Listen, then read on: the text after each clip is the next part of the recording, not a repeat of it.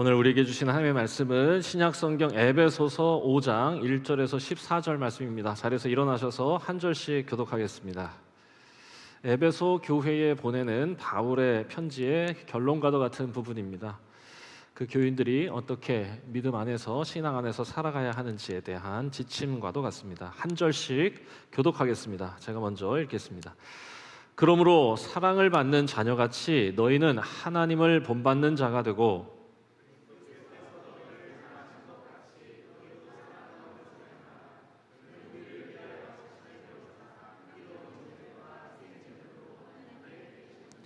음행과 온갖 더러운 것과 탐욕은 너희 중에서 그 이름조차도 부르지 말라. 이는 성도에게 마땅한 바니라.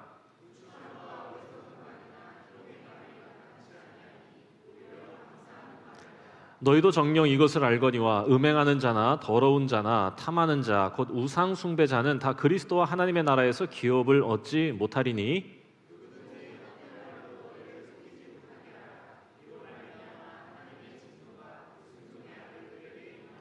그러므로 그들과 함께하는 자가 되지 말라.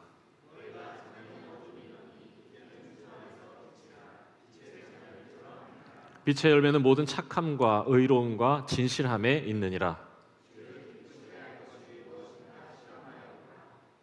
너희는 열매 없는 어둠의 일에 참여하지 말고 도리어 책망하라. 그러나 책망을 받는 모든 것은 빛으로 말미암아 드러나나니 드러나는 것마다 빛이니라. 그러므로 이르시기를 잠자는 자여 깨어서 죽은 자들 가운데서 일어나라. 그리스도께서 너에게 비추이시리라 하셨느니라. 이는 살아계신 하나님의 말씀입니다. 아멘. 원래 10월 마지막 주여서 송민혜 목사님이 말씀 전해주시는 날인데 제가 설교를 너무 오랫동안 안 한 것 같아서 뺏었습니다. 양해해 주시기 바랍니다. 자, 오늘 설교는 군대 간 아들의 질문에서부터 시작합니다. 갑자기 군대 간 김태컨이 저에게 전화를 합니다. 아빠, 어떻게 작은 이스라엘의 종교가 서구 사회의 주류 종교가 된 거야? 군대가 사람을 만든 것입니다. 이 순간만을 기다렸습니다. 아들이 아빠에게, 아빠가 또 목사잖아요. 근데 아들이 아빠에게 신앙에 대해서, 성경에 대해서 고민을 시작하고 언제 물어줄까만 기다렸습니다. 제가 얘기하면 주입식 교육이 될 테니 기다렸는데 떨리는 심장을 달래면서 차분히 5분간 설명할 기회를 얻었습니다. 너 전화 5분 정도 할 수 있어? 된대요. 저 말씀이 생각났습니다. 너희 마음에 그리스도를 주로 삼아 거룩하게 하고 너희 속에 있는 소망에 관한 이유를 묻는 자들에게 대답할 것을 항상 준비하되 온유와 두려움으로 하라. 심장이 터질 듯이 뛰었습니다. 아들에게 이런 질문을 받은 그 감격 같은 거죠. 그래서 제가 그때 이렇게 말을 시작했습니다. 태컨아, 어마어마한 일이 벌어진 거야. 이런 일은 한순간에 일어나는 게 아니야. 결론부터 말하자면 기독교가 수많은 로마 사람들의 신뢰를 얻었기 때문이야. 로 시작했습니다. 그래서 제가 오늘 말씀의 제목을 그들의 인격에 설득되다로 정한 겁니다. 그 대답을 제가 설교로 한번 풀어보았습니다. 자, 2000년 전 로마에 무슨 일이 있었는가를 알아야 됩니다. 로마의 거리는 신들로 가득 찼었고요. 로마는 야만의 제국이었습니다. 그러니까 다른 종족과 나라를 정복하고 침략하고 폭력으로 탈취하는 일을 상식으로 아는 나라, 그리고 그와 같은 야만적 전쟁을 지지해주고 축복해주는 도구로서의 종교들이 존재했고 그 종교가 온통 도시를 뒤엎었습니다. 대표적으로는 올림푸스 신들, 제우스, 혹은 헤라, 혹은 황제도 신으로 섬겼습니다. 그리고 이 로마는요, 수많은 종교들이 있었어요. 로마는 그것뿐만 아니라 비밀스러운 종교라고 해서 밀교라고 하는, 밀교로 이제 역사가들이 부르는데 비밀스러운 종교라는 겁니다. 근데 그 종교가 이집트에서 건너온 이시스 종교. 한번 들어봤을 거예요. 오시리스, 이시스. 오시리스가 남편이고 이시스가 부인인데요. 남편 오시리스가 죽었는데 이시스가 부활시켜요. 그러니까 생명의 힘이 있다고 해서 이시스 여신을 섬기는 이집트 신앙, 터키의 키벨레 신앙, 이거 막 황홀경 막 이런 거 막 하는, 이게 황홀경의 완전 장기야. 그래서 막 사람들 막 이렇게 가스 마시게 하고 막 이렇게 하게 하는 키벨레 신앙, 페르시아에서 온 굉장히 남성적인 미트라 종교, 뭐 이런 것들이 있었어요. 이게 대표적인 종교들인데 그 많은 종교들의 공통점이 하나 있었습니다. 그게 뭐냐 하면 굉장히 화려한 의식들을 하고요. 이 로마의 종교들은 다 굉장히 의식이 화려하고 영적 체험, 황홀한 경험에 집중합니다. 그러니까 거기에 참여한 사람들이 황홀한 경험을 할 수 있도록, 바커스 축제, 술의 신이잖아요. 그래서 이 바커스 축제에서는 전부 술을 마시고 거기서 막 이렇게 춤추고 이러는 그 가운데서 황홀경, 신비 체험을 하게, 영적인 카타르시스를 느끼게 하는 거죠. 감동의 눈물을 흘리고 뭔가 신비에 압도당하는 체험을 주는 걸 목표로 한 겁니다. 사람들이 마구마구 모여들었습니다. 자, 바로 이 혼란스러운 종교 상황에 매우 독특한, 이상한, 작고 이상한 종교가 하나 등장합니다. 유대 땅에서 거의 그냥 식민지인데 거기에서 시작된 작고 이상한 종교가 이 로마의 이 거대한 종교판에 들어오는 거죠. 기독교입니다. 그러니까 기독교는요, 매우 이상한 현상이야. 너무 달라. 그런데 처음에는 이 수많은 종교, 혼돈의 종교 시장 속에 그냥 작은 소수 종교 중에 하나로만 여겨졌는데 이 기독교는 달라도 어딘가 달랐습니다. 이게 뭐냐? 얘네들은 화려한 의식이 없어. 그리고 로마는요, 전부 저렇게 신상을 만들거든요. 얘네들은 신상도 안 만들어. 심지어 성전도 없어. 이야, 신비한 의식도 없습니다. 게다가 이 사람들 매우 독특한데요, 로마는요, 자유분방하게 욕망을 무제한적으로 허용해 주던 문화입니다.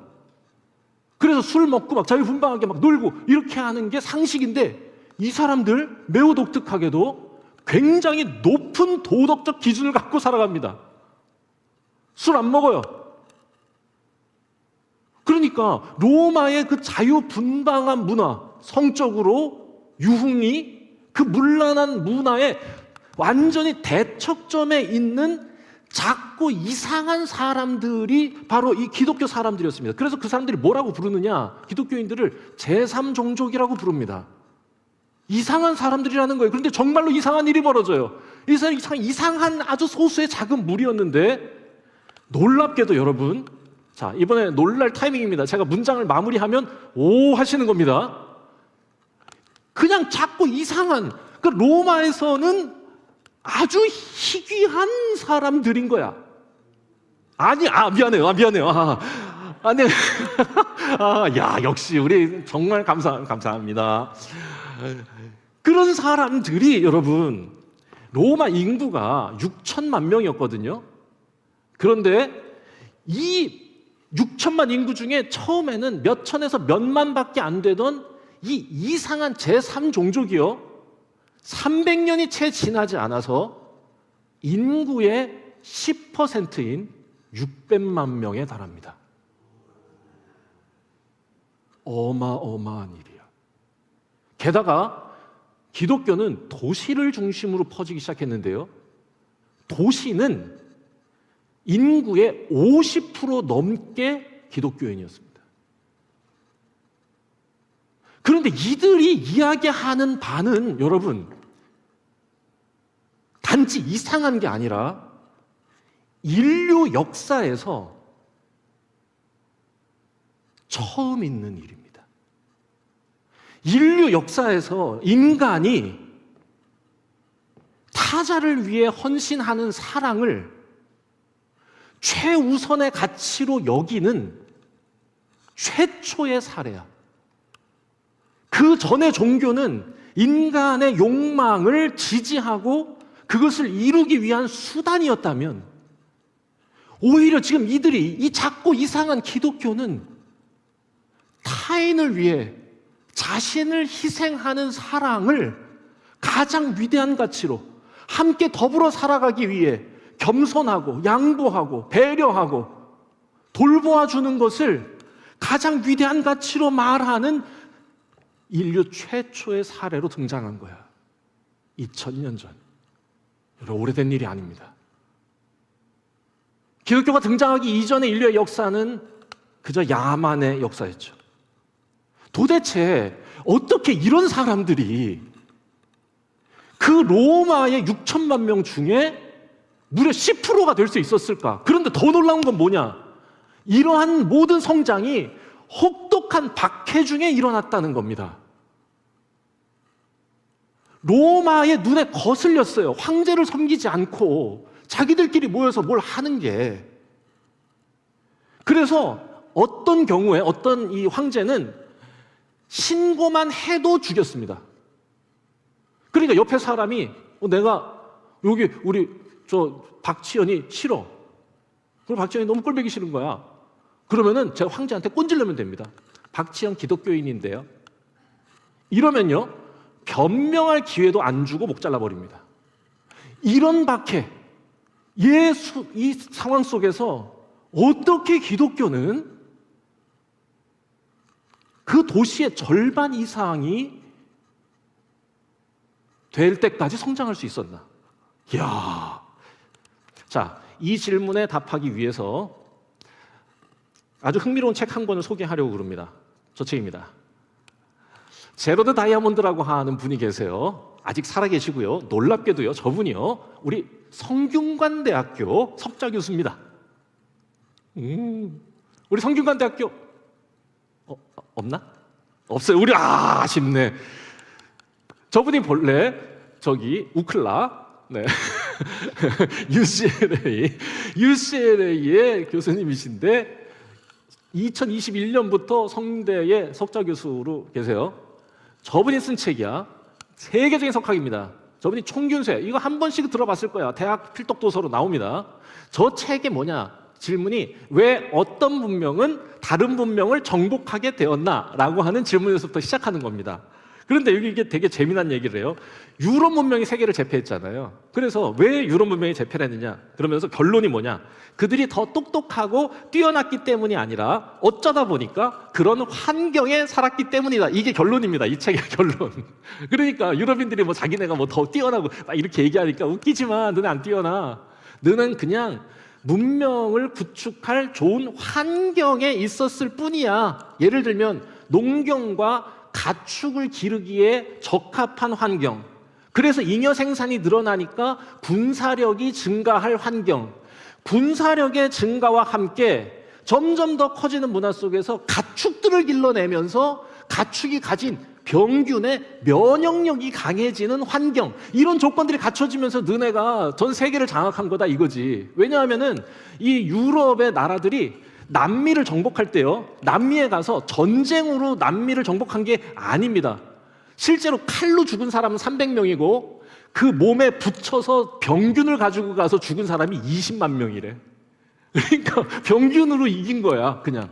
자, 그런 얘기를 하는 책입니다. 이게 얘기는 아니고, 이러다가 여기에서 아주 재미난 얘기를 하나 합니다. 재미난 질문인데 뭐냐? 왜 일반적인 말은 가축이 되었는데 얼룩말은 되지 못했나? 그리고 왜 개는 가축이 됐는데 치타는 가축이 못 되었나? 라고 하는 질문을 던지면서 무슨 얘기를 하냐? 제가 가져갔어요. 다음 장면입니다. 저거 보세요. 가축이 될 수 있는 조건을 넘지 못했기 때문이라는 아주 재미난 얘기를 하는데요. 완전 공감 갑니다. 그러니까 이게 가축이 되려면 저 허들을 다 넘어야 된다는 거예요. 일단 식성이 저 비용이 너무 많이 들면 안 돼. 치타 여기서 걸립니다. 고기만 먹어요. 이게 안 돼. 두 번째, 성장 속도가 좀 빨라야 됩니다. 코끼리가 안 된 이유, 코끼리 15년은 돼야 써먹을 수 있어요. 감금 상태 적응도, 그러니까 가둬놨을 때 패닉이 일어나면 안 되는 애들, 그러니까 가두면은 번식 안 하는 애들 있거든요. 그런 애들 안 돼. 그 다음에 성격이 좋아야 되는데 얼룩말이 여기서 걸려요. 딴 데 계속 되다가 얼룩말이 성격이 더러워. 그러니까 다른 말들은 다 말 타고 노는데 얼룩말은 못하는 이유가 얘가 성격이 아주 그렇습니다. 그래서 여기서 빠꾸. 다음에 정서적으로 매우 안정적이어야 합니다. 위협을 느끼면 막 패닉을 느껴가지고 이 가젤 같은 애들은 막 벽에다 들이박아가지고 지 머리통 터져가지고 죽는데. 그러니까 이런 데도 안 돼. 사회적 구조, 그러니까 서열을 갖고 있어야지 자기네들 안에서도 서열을 갖고 인간이 우리보다 서열이 높다는 걸 인식할 때 통제가 되니까 자, 6개의 허들을 다 넘어야 가축이 된다. 이걸 다 넘은 소, 양, 돼지 등이 가축이 된 것이다 라는 재미난 얘기. 기독교가 로마의 종교로 끝까지 살아남고 발전할 수 있었던 이유를 이런 관점에서 접근해 볼 수 있다고 생각했습니다. 수많은 종교가 있었지만 오늘날까지 살아남아서 많은 사람들에게 영향력을 미치고 있는 기독교 인구는 전 세계 25억입니다. 여러분, 25억이라고 하는 사람들이 기독교적 진리를 탐구하고 그 진리 밑에서 그 빛 아래에서 살아간다고 하는 건 그만한 이유가 있는 것이죠. 저 허들을 넘어야 합니다. 인간의 삶에 영향력을 미치기 위한 종교의 조건을 몇 가지로 제가 정리해 보았습니다. 공공성입니다. 자신의 욕망을 위하여서 수단으로 삼는 종교는 오래가지 못합니다. 자기들도 아는 거죠. 이건 오래가지 못한다는 걸. 공공성, 공동체성이 있고요. 합리적인 이상향이 있어야 되고요. 보편적이고 개방적인 가르침이 있어야 됩니다. 그래서 이 허들을 넘지 못한 종교는 고등종교, 소위 경전을 갖고 있더라도 자신들의 부족을 넘지 못하는 겁니다. 예를 들면 이슬람이라든지 힌두교가 그렇죠. 배타적입니다. 인구수가 많아서 18억까지 올라오긴 하지만 실은 그 민족을 벗어나서는 받아들여지기가 쉽지 않죠. 이유는 뭡니까? 배타성 때문이죠.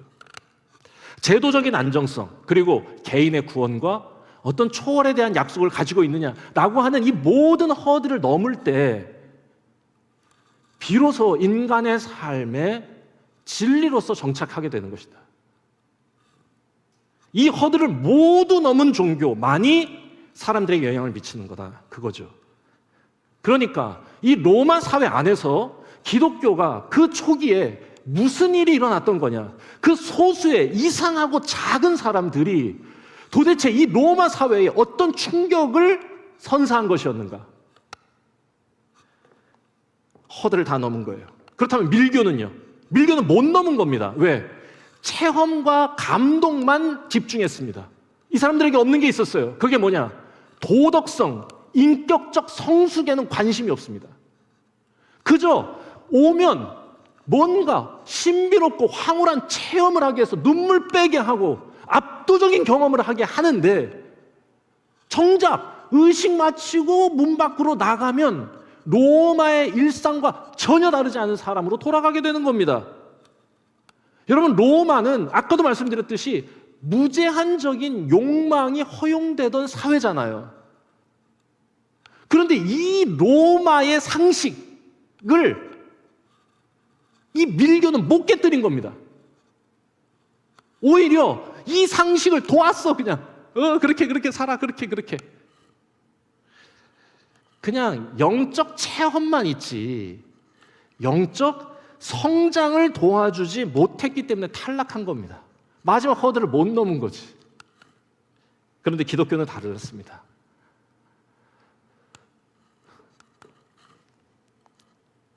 분명히 기독교의 예배 안에도 영적인 감동과 성령의 임재 체험이 있습니다. 그런데 그건 우리 기독교 신앙의 출발점이지 목표가 아니야. 그 영적 체험을 이루는 공동체적 예배의 목표가 무엇이었냐? 그리스도를 닮아가는 거였습니다. 이게 기독교인의 DNA야. 유일한 우리를 위해 자신을 내어주신, 십자가에서 피 흘리시고 그렇게 사랑을 표현하신, 빛과 진리 가운데 살아가고 깨끗함과 성결함 가운데 삶을 유지해야 한다고 하는 걸 보여주시고 따라오라 하시면서 누구든지 십자가를 지고 오라고, 이 거룩한 희생과 사랑의 이 진리를 따르라고 말씀하신 그분을 닮아가는 게 우리 기독교인들의 매우 이상한 DNA. 이 DNA가 로마의 상식을 깨뜨리기 시작하는 겁니다. 로마가 다 욕망을 추구할 때 기독교인들은 술을 금하고 높은 도덕성을 추구하고, 로마가 폭력에 열광할 때 그리스도인들은 비폭력과 평화를 말하고, 로마는 차별하는 나라지요. 노예와 황제가 너무 커, 피라미드 구조야. 차별을 정당화할 때 그리스도인들은 뭐라고 말하냐?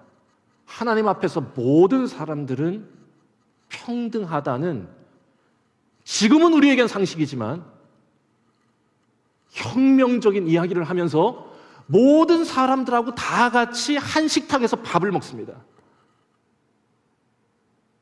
로마의 상식을 깨뜨리는 거야. 여러분, 오늘날 우리가 상식이라고 알고 있는 자유, 평등, 인권, 해방, 놀랍게도요, 이 지구상에 존재하기 시작한 지 몇 년 된 게 아닙니다. 그리고 그건 2000년 전 로마에서 시작된 이 작고 이상한 사람들의 아주 특별하고 낯선 이 행동 때문이었습니다. 타자를 위해 자신을 내려놓는 거야. 타인의 마음을 헤아려서 그들의 마음에 공감하는 겁니다.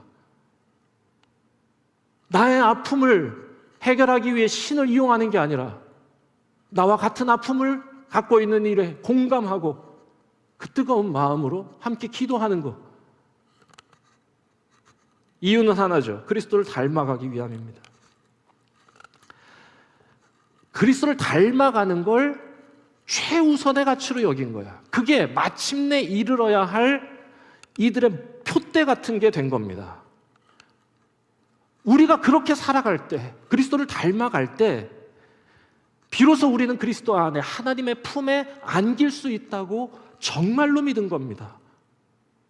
그래서 이 사람들은요, 그렇게 박해를 하는데, 신고만 해도 목 잘리는데 오히려 피하거나 숨지 않고요, 내가 그리스도인이라고 손들고 나옵니다.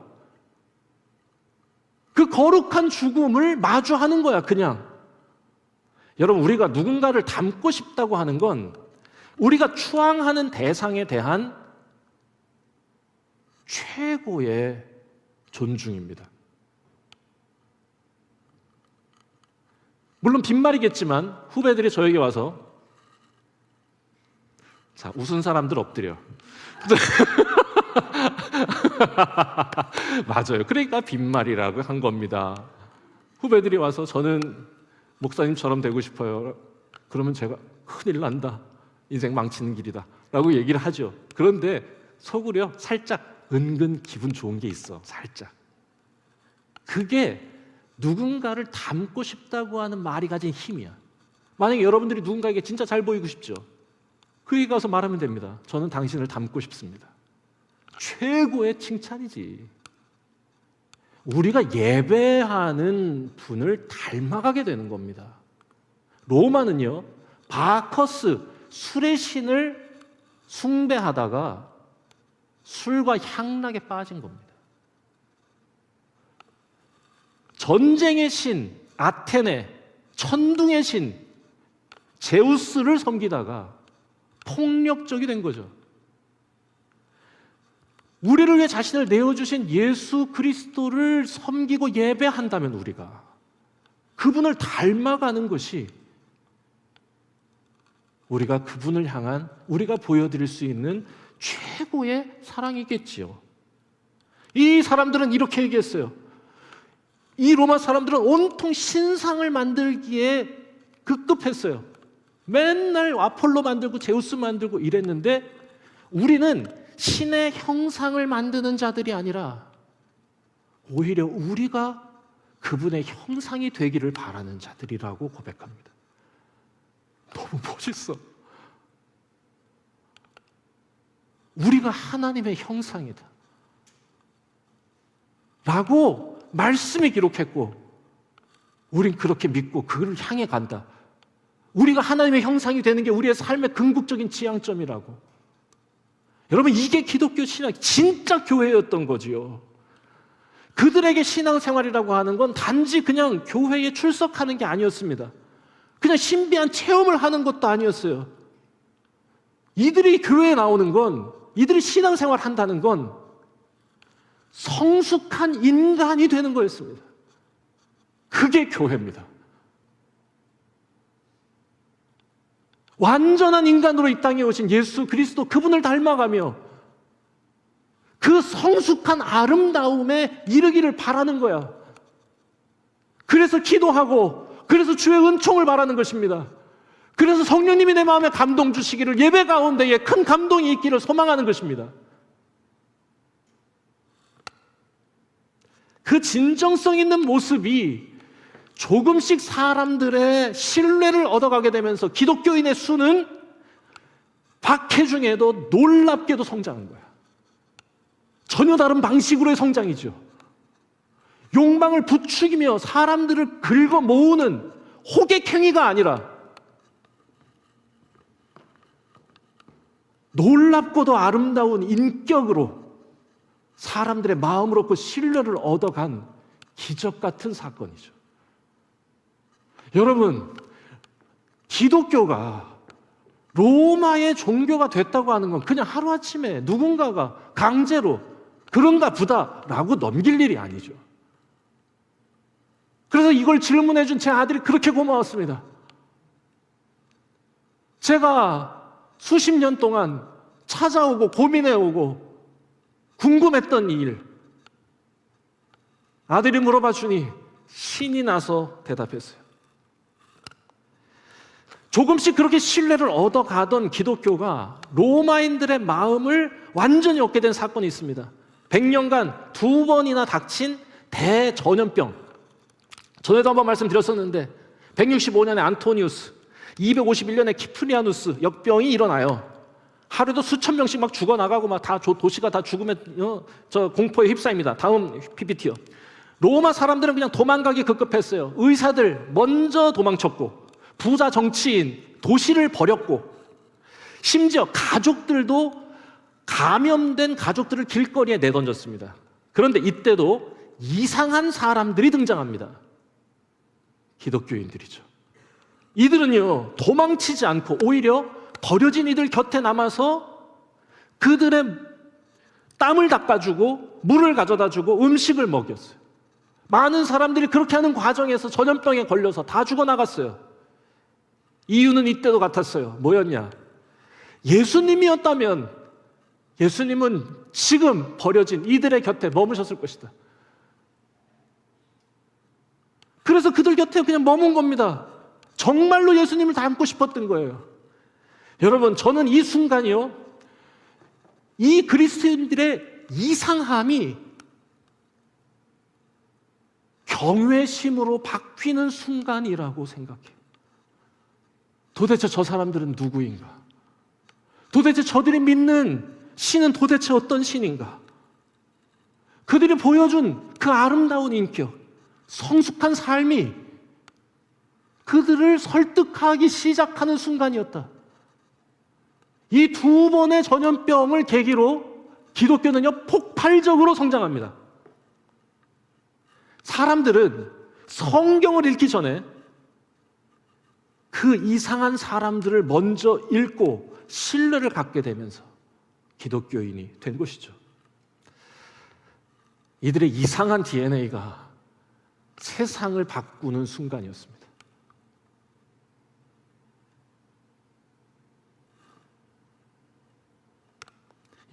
여러분, 우리도 마땅히 그래야 하지 않겠나? 그들에게 교회가 그런 곳이었다면 우리에게도 마찬가지여야 한다. 오늘 우리가 읽은 말씀 에베소 교회에 보내는 바울의 편지였습니다. 1절에서부터 4절. 너희는 하나님을 본받는 자가 되라. 로마 사람들처럼 음행과 더러운 것, 탐욕 너희 중에서 남아있지 못하게 해라. 7절에서 11절. 너희가 전에는 어둠이었는데 이제는 주 안에서 빛이다. 여러분, 이 배경을 알고 나면 이 말씀이 다시 읽힙니다. 아, 이게 교회를 설명하는 말이다. 너희는 그리스도를 본받는 자 되라. 이게 와닿아요, 와닿아요. 여러분, 교회는요, 진짜 예수님을 믿는 자들이 함께 모여서 예배하고 그 주님을 닮아가는 곳입니다. 그 주님을 닮아가기 위해서 그 인격에 도전하는 곳이 교회여야 한다고 생각해요. 그냥 자기의 타고난 성향을 주장하는 데가 교회가 아니야. 나 ENTP여가지고 아주 약속 어기고 그래. 이해해줘. 여긴 교회 아닙니다. ENTP여도 약속을 지키는 곳이 교회. MFP여서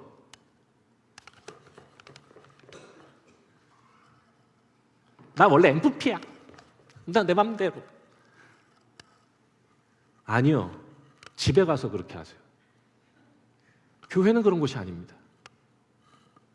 교회는 내가 용납받기를 바라는 곳이 아니라 주님의 인격을 닮아가기 위해서 주님의 삶을 이야기하고 주님의 모습으로 존재하는 곳. 여러분, 우리가 어디에서 그것을 훈련하고 어디에서 그것을 서로 격려하겠습니까? 그런 사람들이 모여서 함께 예배하면 거기가 하나님 나라, 유토피아 아닙니까? 구시고요. 토포스, 플레이스라는 거예요. 그게. 유토피아는 굿 플레이스라는 뜻입니다. 교회는 그런 곳이에요. 그래서 저는 교회를 이렇게 정의하고 싶어요. 내가 보여줄 수 있는 가장 아름다운 인격으로 존재하는 곳. 잊지 마십시오. 우리가 왜 교회에 나와서 가장 아름다운 모습으로 서로를 격려하고 서로를 돌보고 서로를 사랑합니까? 우리가 교회이기 때문입니다. 주님을 닮아가는 것이 우리의 궁극적이고 가장 아름다운 꿈이기 때문입니다. 영상 보시도록 하겠습니다. 힐링 캠프 영상인데요.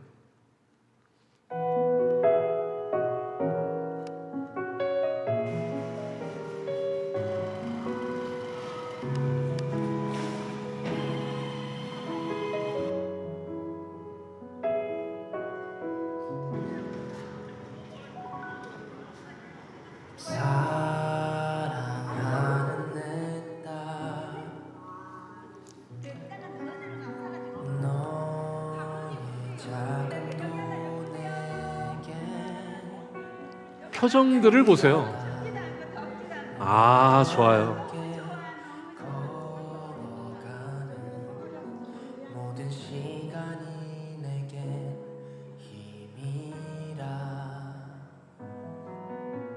사랑하는 아들, 내 연약함도 내게 금이라. 너로 인해 잃어버린 나의 양들이 돌아오리라.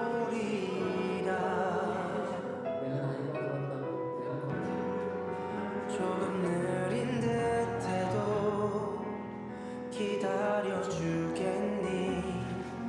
조금 더딘 듯해도 믿어줄 수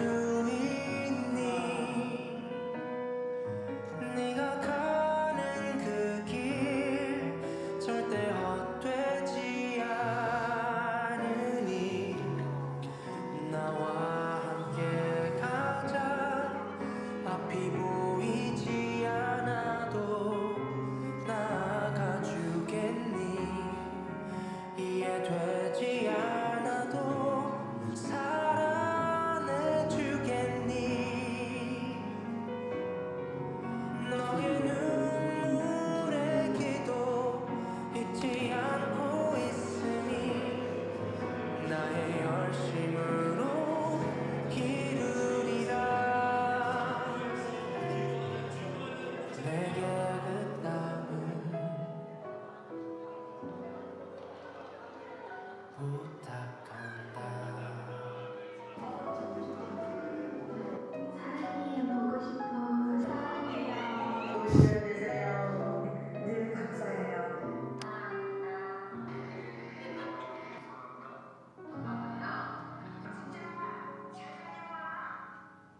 아, 좋습니다. 너무 좋죠. 왜 이 영상에 저는 이 영상을 오늘 예배에 트는 게 너무 좋은데, 보면 3부 예배를 드리는 분들이 우리 교회의 어르신들을 모시는 행사입니다. 산들이, 민성이, 또 하문의 권사님, 최종영 권사님, 이름 희원이, 그리고 영상은 박진성. 이야, 이거 뭐 TV 수준의 영상이 나옵니다. 이보형. 여러분, 왜 이들이 이렇게 하겠어요? 이래야 할 이유가 실은 없어요. 세상이 말하는 대로 살아간다면 우리는 이렇게 할 이유가 없습니다. 그런데 우리가 이렇게 하는 이유, 그리스도를 닮아가기 위함입니다. 교회는 그런 곳입니다. 내가 보여줄 수 있는 가장 아름다운 인격을 서로에게 보여주는 걸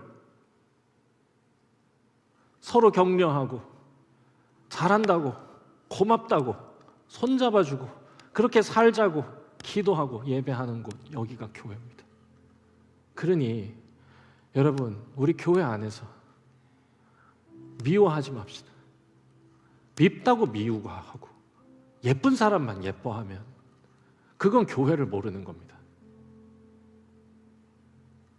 내가 꿈꾸는 가장 아름다운 인간, 하나님이 나에게 주신 그 아름다운 인격의 꿈을 꾸고 그런 존재로 살아내려고 훈련하는 곳이에요. 여기는 잊지 마세요. 그렇게 하지 못하면 서로 꼬집어 주세요.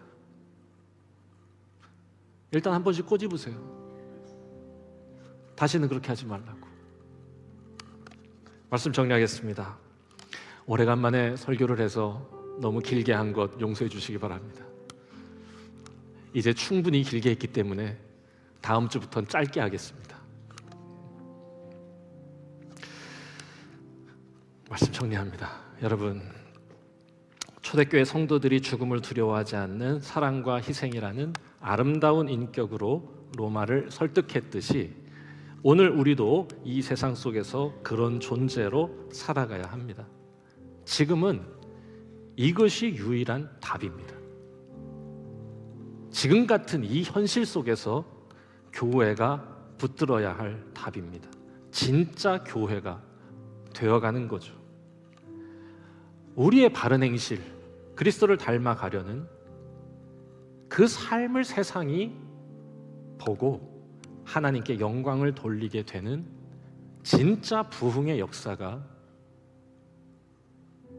1800년이 지난 오늘 우리의 삶 가운데 우리 중앙교회를 통해 나타났으면 좋겠습니다.